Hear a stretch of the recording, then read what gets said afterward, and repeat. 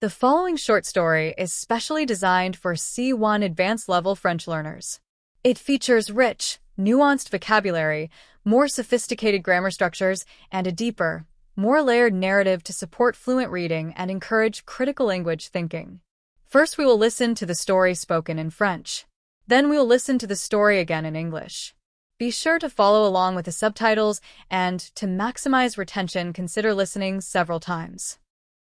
Un vol de sérendipité. Par un après-midi d'automne vif, alors que l'avion s'élevait dans un ciel d'un bleu cobalt, Alexandre se retrouva assis à côté d'une inconnue dont le regard anxieux reflétait le sien. La cabine, habituellement un microcosme de calme, était étrangement chargée d'appréhension. Alexandre, un homme réservé aux mots mesurés, ne put s'empêcher de remarquer la légère tremblement dans les mains de la femme qui tripotait maladroitement son laissez-passer. La femme, dont il apprendrait bientôt le prénom, s'appelait Isabelle et arborait une expression de nervosité contenue. Ses yeux parcouraient la cabine comme si elle cherchait une présence rassurante dans l'environnement stérile de l'appareil. Alexandre, ressentant le tumulte silencieux qui l'habitait, lui offrit un sourire timide. « C'est votre premier vol ?» demanda-t-il doucement, son ton empreint d'empathie plutôt que de curiosité. Les lèvres d'Isabelle se contractèrent en un petit sourire reconnaissant. « Pas vraiment, mais chaque vol ressemble à un saut dans l'inconnu, » avoua-t-elle. Ces mots restèrent suspendus dans l'air tandis que l'avion amorçait son ascension régulière, et leur vulnérabilité partagée devint un pont entre eux. À cet instant, l'espace austère de l'avion se transforma en un havre de soutien mutuel. Au fil du vol, Alexandre et Isabelle entamèrent une conversation discrète. Ils échangèrent des bribes de leur vie respective. Alexandre, architecte pragmatique passionné de littérature classique, et Isabelle, journaliste indépendante dont les reportages plongeaient souvent dans la condition humaine. Leur dialogue vagabondait entre des sujets profonds et des banalités, l'imprévisibilité de la vie, la beauté des connexions éphémères, et le réconfort simple que procure le fait de trouver quelqu'un qui comprend les frissons de l'incertitude. Entre le doux bourdonnement des moteurs et le murmure des autres passagers, les deux découvrirent une kinésie inattendue. Isabelle confia que son appréhension ne venait pas seulement du vol en lui-même, mais aussi d'une peur sous-jacente de perdre le contrôle dans un monde imprévisible. Alexandre, quant à lui, admit qu'il trouvait souvent refuge dans le chaos structuré de l'architecture, un domaine où même le désordre devait se plier à des principes esthétiques. Leur conversation se transforma en un rituel apaisant. À chaque fois que des turbulences secouaient la cabine, leurs regards échangés et leurs rires partagés apportaient une réconfortante assurance. La sérénité réfléchie d'Alexandre et ses observations profondes, associées aux réflexions sincères et à l'humour doux d'Isabelle, créaient une bulle chaleureuse qui les protégeait de l'anxiété du vol. Au fur et à mesure que les heures s'écoulaient, l'énergie nerveuse initiale se mua en une excitation discrète quant aux possibilités de cette rencontre. Ils échangèrent leurs coordonnées avec la promesse de continuer leur conversation bien au-delà des confins de l'avion. Isabelle confia, « Parfois, les meilleures découvertes surviennent quand on s'y attend le moins. Aujourd'hui, j'ai trouvé une amie au cœur de la peur. » Alexandre acquiesça, sentant en lui un espoir qui transcendait la fugacité du voyage. Lorsque l'avion entama enfin sa descente, l'atmosphère dans la cabine passa de l'appréhension à l'anticipation. La fin du vol ne représentait pas une conclusion pour Alexandre et Isabelle, mais plutôt le commencement d'un nouveau chapitre. Alors que les roues touchaient la piste et que les moteurs s'éteignaient, ils rassemblèrent leurs affaires, porteurs d'une promesse tacite que cette rencontre n'était que la première page d'une histoire bien plus vaste. Dans le terminal, au milieu de l'agitation des retrouvailles et des adieux précipités, Alexandre et Isabelle firent une pause. Ils échangèrent un dernier sourire, à la fois un adieu et une invitation. « Retrouvons-nous à nouveau », dit doucement Alexandre, affirmant presque avec certitude que leur rencontre n'était pas le fruit du hasard. Isabelle acquiesça, sa voix désormais posée et empreinte d'un courage retrouvé. « J'aimerais beaucoup cela.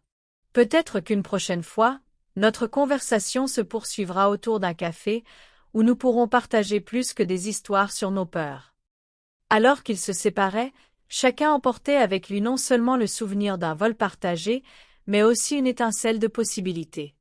Le cœur d'Alexandre se sentit plus léger, soutenu par la promesse d'une connexion qui pourrait se transformer en quelque chose de durable. Isabelle, de son côté, constata que la chaleur de cette compagnie avait apaisé son anxiété, laissant place à un optimisme naissant. Plus tard, alors qu'Alexandre arpentait les rues historiques de sa ville et qu'Isabelle naviguait sur les avenues animées de la sienne, tous deux repensaient à la sérendipité de leur rencontre. Dans un monde souvent défini par l'incertitude et l'isolement, leur rencontre rappelait que la connexion humaine pouvait surgir dans les lieux les plus inattendus, un vol fugace ayant le pouvoir de changer des vies, une parole réconfortante à la fois. Ainsi, le voyage de la sérendipité se poursuivit, transcendant les limites de la cabine de l'avion et les invitant à embrasser la beauté imprévisible de la vie. A flight of serendipity. On a crisp autumn afternoon, as the plane ascended into a cobalt sky, Alexander found himself seated beside a stranger whose anxious gaze mirrored his own. The cabin, usually a microcosm of calm, was unusually charged with apprehension. Alexander, a reserved man of measured words, could not help but notice the subtle tremor in the woman's hands as she fumbled with her boarding pass. The woman, whose name he would soon learn was Isabella, wore an expression of guarded worry. Her eyes darted around the cabin, as if searching for a reassuring presence amidst the sterile environment of the aircraft. Alexander, sensing the silent turmoil, offered a tentative smile. "First time flying?" he asked gently, his tone conveying empathy rather than curiosity. Isabella's lips quivered into a small, grateful smile. "Not exactly, but every flight feels like a leap into the unknown," she confessed. The words hung in the air as the plane began its steady climb, and their shared vulnerability became a bridge between them. In that moment, the sterile confines of the airplane transformed into a haven of mutual support. As the flight progressed, Alexander and Isabella engaged in quiet conversation. They exchanged snippets of their lives. Alexander, a pragmatic architect with a penchant for classical literature, and Isabella, an independent journalist whose stories often delved into the human condition. Their dialogue meandered through topics both profound and mundane, the unpredictable nature of life, the beauty of transient connections, and the simple comfort of finding someone who understood the tremors of uncertainty. Between the soft hum of the engine and the murmur of fellow passengers, the two discovered an unexpected kinship. Isabella revealed that her apprehensions stemmed not only from the physical act of flying, but from an underlying fear of losing control in an unpredictable world. Alexander, in turn, admitted that he often found solace in the structured chaos of architecture, a field where even disorder had to conform to aesthetic principles. Their conversation became a comforting ritual. Whenever turbulence rattled the cabin, their exchanged glances and shared chuckles provided reassurance.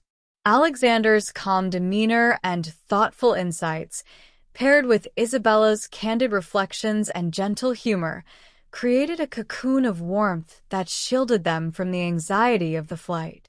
As the hours passed, the initial nervous energy transformed into a quiet excitement about the possibilities of connection.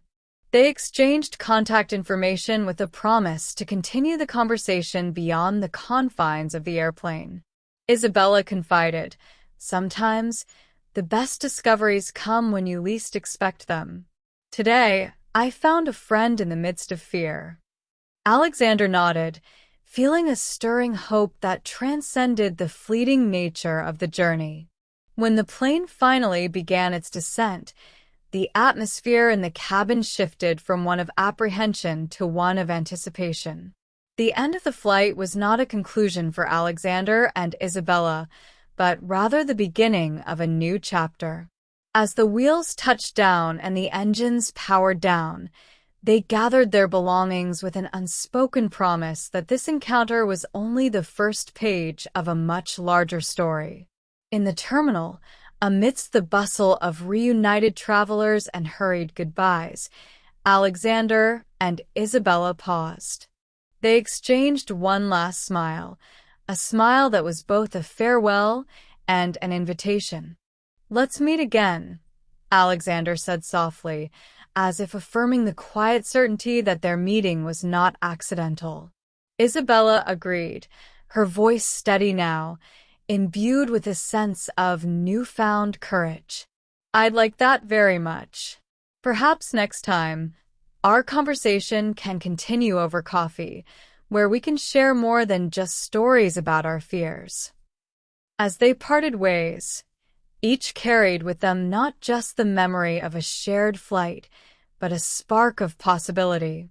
Alexander's heart felt lighter, buoyed by the promise of a connection that could grow into something lasting.